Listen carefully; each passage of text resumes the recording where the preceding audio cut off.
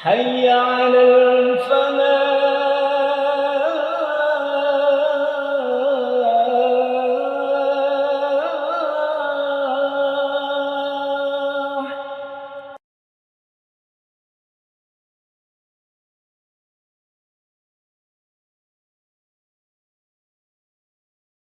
إن الحمد لله نحمده ونستعينه ونستغفره ونعوذ بالله من شرور أنفسنا ومن سيئات أعمالنا من يهده الله فلا مضل له ومن يضلل فلا هادي له وأشهد أن لا إله إلا الله وحده لا شريك له وأشهد أن محمدا عبده ورسوله لا نبي بعده وبعد. Ma'asyiral muslimin, jamaah salat zuhur Masjid Al-Falah yang saya muliakan, insyaallah setiap Rabu pekan kedua kita akan membahas atau mengkaji 50 kaedah Al-Quran untuk jiwa dan kehidupan.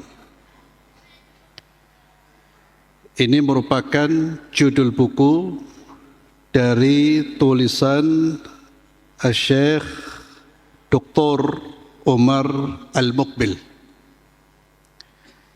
Namun tentunya saya tidak akan membahas dengan membaca semua yang ditulis di sini, tapi insya Allah saya akan menyampaikan ringkasan dari apa yang ditulis. Karena kalau dikaji setiap kaedah itu tidak cukup hanya 15 sampai 20 menit. Ikhwani wa akhwati fillah, a'azzallahu ayyakum.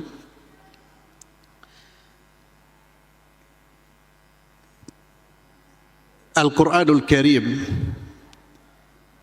merupakan tuntunan, pedoman bagi kehidupan kita. Tidak ada tuntunan yang menuntun kita menuju Allah kecuali Al-Quran dan hadis Rasulullah sallallahu alaihi wasallam. Apa yang sejalan dengan Al-Quran dan hadis, itulah tuntunan yang akan menyampaikan kita menuju surga Allah. Apa yang bertentangan dengan Al-Quran dan hadis, maka itulah jalan yang memalingkan kita dari jalan Allah dan Rasulnya. Bagi seorang muslim, memahami, mengerti, mentadabburi Al-Quran sebuah keniscayaan, sebuah keharusan, karena memang Al-Quran adalah tuntunan. Al-Quran adalah pedoman. Al-Quran adalah huda, petunjuk. Dan tidak akan mampu atau tidak mungkin kita bisa sampai menuju ridhonya Allah, menuju surganya Allah, kecuali dengan mengikuti pedoman Al-Quran dan Sunnah. Ikhwani wa akhwati fillah, di dalam kitab yang ditulis oleh Dr. Umar Al-Muqbil ini, beliau menyebutkan 50 ayat yang terkait dengan kaedah atau prinsip yang menghantarkan kita agar bisa menjalani kehidupan ini dengan baik. Tentunya semua ayat Al-Quran adalah petunjuk. Namun beliau memilih 50 ayat ini karena di dalamnya ada prinsip-prinsip yang bisa kita terapkan sehari-hari. Yang pertama yang beliau tulis di dalam kitabnya ini, yaitu firman Allah Subhanahu wa ta'ala di dalam surat Al-Baqarah ayat 83, di mana Allah Azza wa Jalla di dalam ayat tersebut memerintahkan berbagai macam perintah kepada Bani Israel, dan di antara perintah yang ada di dalam ayat tersebut, yaitu wa qulu linnasi husna. Wa qulu linnasi husna. Dan ucapkanlah kata-kata yang baik kepada manusia. Wa qulu linnasi husna. Ucapkanlah kata-kata yang baik kepada manusia. Ucapkan kata-kata yang baik kepada manusia, ini merupakan perintah Allah kepada kita semua.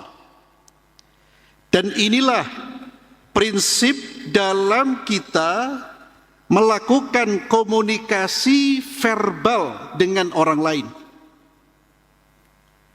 Kita tahu bahwa komunikasi itu merupakan fondasi penting dalam membangun hubungan yang baik. Komunikasi yang baik akan melahirkan hubungan yang baik. Komunikasi yang buruk akan menyebabkan konflik dan berbagai macam permasalahan. Dan salah satu bentuk komunikasi adalah komunikasi verbal, ucapan. Maka bagaimana kita berkomunikasi secara verbal dengan baik? Allah beri pedoman, wa qulu linnasi husna. Ketika Anda berbicara, berbicaralah dengan baik, husna. Ketika Anda berkata-kata, berkata-katalah dengan baik.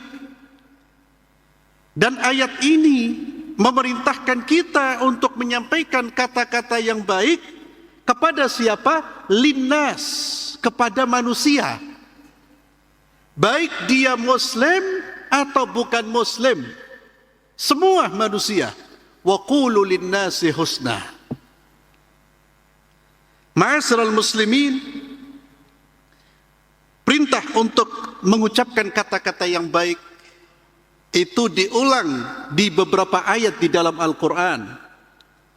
Di antaranya apa yang Allah firmankan di dalam surat Al-Isra ayat 53, yang artinya, dan katakanlah kepada hamba-hambaku, hendaklah ia berkata dengan ucapan yang baik. Dan ada ayat-ayat yang lain yang Allah sebutkan. Para ulama menjelaskan, qaulun hasan, perkataan yang baik itu mencakup dua hal. Yang pertama, mencakup gaya bahasa. Ketika menyampaikan, maka sampaikan dengan gaya bahasa yang santun, dengan penuh kelembutan, tidak kasar, tidak keras. Kadang-kadang isinya baik, tapi caranya tidak baik. Isinya adalah perintah kebaikan, tapi gaya bahasanya tidak santun. Maka ini belum menjadi perkataan yang baik. Maka qaulun hasan, perkataan yang baik itu mencakup yang pertama gaya bahasa atau cara menyampaikan. Yang kedua adalah kontennya, maknanya. Kontennya harus baik. Maka perkataan yang baik itu disampaikan dengan cara yang baik dan berisi kata-kata yang baik. Inilah perintah Allah kepada kita semua. Dan luar biasa ma'asyiral muslimin, kalau kita ini selaku umat manusia, masing-masing berbicara dengan kata-kata yang baik, masing-masing menjaga ucapannya dari hal-hal yang tidak baik, saya kira akan terhindar konflik dan perselisihan dalam kehidupan kita. Rumah tangga rusak terkadang gara-gara ucapan yang tidak baik, Pak. Hubungan perkawanan bisa putus gara-gara ucapan yang tidak baik. Bahkan dua saudara tidak berbicara gara-gara ucapan yang tidak baik. Maka Allah ingatkan, ma'asyiral muslimin, di dalam surat Al-Isra, di ayat yang tadi yang saya baca tadi, ketika Allah perintahkan kita untuk berkata yang baik, Di ayat itu Allah mengingatkan, inna syaitana yanzaghu bainahum, inna syaitana kana lil insani aduwwan mubina. Sesungguhnya setan itu menimbulkan perselisihan di antara mereka. Perhatikan ayat ini. Sesungguhnya setan itu menimbulkan perselisihan di antara mereka. Sesungguhnya setan itu adalah musuh yang nyata bagi manusia. Ayat ini terkait dengan perintah untuk mengucapkan kata-kata yang baik. Apa maknanya? Maknanya syaitan itu masuk, merusak hubungan kita. Dari mana? Dari lisan. Dijadikan kita menjadi orang-orang yang tidak menjaga lisannya. Di situ setan menimbulkan konflik dan permusuhan di antara kita. Allah sudah ingatkan, kalau kita ingin hidup damai, baik, bicara harus dengan kata-kata yang baik. Ini juga diingatkan oleh baginda Muhammad sallallahu alaihi wasallam, "Man kana yu'minu billahi wal yawmil akhir falyakul khairan aw liyasmut." Siapa yang beriman kepada Allah dan Rasul dan hari akhir, kalau dia beriman, buktikan dengan apa? Ucapan yang baik atau diam. Maka ciri orang beriman itu menjaga lisan. Ma'asyiral muslimin, kepada siapa kita berbicara dengan kata-kata yang baik? Seperti yang saya sampaikan dan sesuai dengan ayat ini, linnas, kepada semua manusia, Pak. Terutama kepada kedua orang tua. Mereka adalah orang yang paling berhak mendengarkan kata-kata baik dari kita. Manusia yang paling berhak mendengarkan kata-kata yang lembut, kata-kata yang baik adalah ibu kita, kemudian ayah kita. Jangan sampai kita dengan kawan bisa berbicara dengan lembut, dengan baik, bahkan menjaga nada kita, dengan pimpinannya, menjaga nadanya, intonasinya, kata-katanya dipilih. Tapi dengan ibunya, dia tidak melakukan seperti ini ketika dia berbicara kepada orang lain. Padahal orang tua kedudukannya paling tinggi. Maka secara spesifik Allah Azza wa Jalla menegaskan kepada kita semua ketika berinteraksi dengan orang tua kita, terutama ketika usia semakin tua, maka Allah Subhanahu wa taala memerintahkan agar kita mengucapkan kata-kata yang baik. Wala tanharhuma, jangan dibentak. Wa qul lahuma qawlan karimah, ucapkan kepada mereka berdua perkataan yang karim. Karim itu perkataan yang mulia. Orang tua, Pak. Kemudian kepada siapa? Kepada orang yang lebih tua, walaupun dia bukan orang tua kita, ucapkan kata-kata yang baik. Nabi SAW mengingatkan, di antara bentuk kita mengagungkan Allah adalah memuliakan orang-orang yang lebih tua dari kita. Dan di antara bentuk kita memuliakan mereka adalah menjaga ucapan, menjaga kata-kata. Kepada siapa lagi kita berkata baik? Kepada istri. Ma'asyiral muslimin, seorang suami, kita laki-laki, itu pemimpin, Pak. Tapi pemimpin di dalam Islam itu adalah pemimpin justru yang memberi keteladanan. Kalau kita ingin istri kita ucapannya baik kepada kita, maka kita harus lebih baik ucapannya kepada istri kita.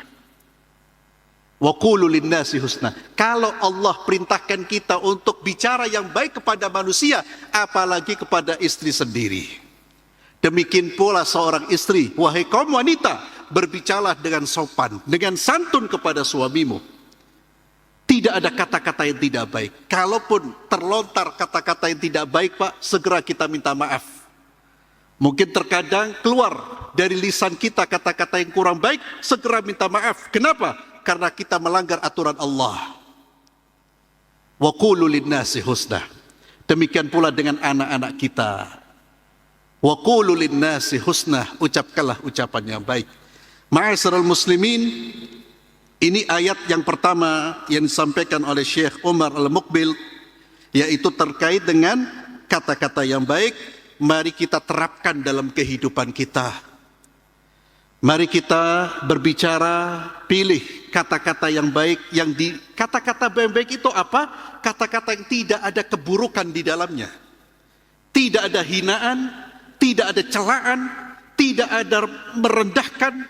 Itu kata-kata hasan. Mari kita berupaya. Bahkan kalau Al-Quran mengajarkan, jangankan kita memulai, Pak, menghadapi orang yang mengatakan kata-kata yang buruk, ucapkan kebaikan kepada mereka. Apa kebaikan itu? Nasihat. Allah memuji mereka-mereka, wa idza khatabahumul jahiluna qalu salamah. Hamba-hamba Allah yang mulia itu kalau dikata-katain yang buruk, dia membalas dengan kebaikan. Dan terakhir, kalau kita mampu menjaga lisan, tidak berkata yang buruk. Dan termasuk kata-kata yang buruk itu fitnah, menggunjing, merendahkan. Kalau kita mampu menjaga lisan, Pak, itu kita sudah selamat separuh agama kita. Separuh agama kita sudah selamatkan, Pak. Orang tidak bisa jaga lisan, jangan berharap mudah masuk ke dalam surga. Sampai dalam pepatah Arab dikatakan, salamatul insan fi hifdil lisan. Keselamatan manusia itu terletak pada kemampuan dia menjaga lisannya. Ini yang bisa saya sampaikan pada kesempatan di siang hari ini. Mari kita terapkan petunjuk Allah Subhanahu wa taala. Wa qulu linnasi husna, ucapkan kata-kata yang baik, dan selain kata-kata yang baik itu adalah kata-kata yang baik kita sampaikan kepada manusia. Kata para ulama, ucapan yang baik itu juga mencakup zikir, amar ma'ruf nahi mungkar, nasihat. Itu ucapan yang baik asalkan tidak ada keburukan yang bercampur dengan nasihat kita. Mudah-mudahan Allah Azza wa Jalla menjaga iman kita, menjaga lisan kita, menjaga agama kita, dan memberikan keistiqomahan kepada kita semua untuk senantiasa menjalani syariat yang dibawa oleh baginda Muhammad SAW sampai kita berjumpa dengan Allah. Barakallahu fikum. Kita tutup dengan doa kafaratul majlis. Subhanakallahumma bihamdik, asyhadu an la ilaha illa anta astaghfiruka wa atubu ilaik. Assalamualaikum warahmatullahi wabarakatuh.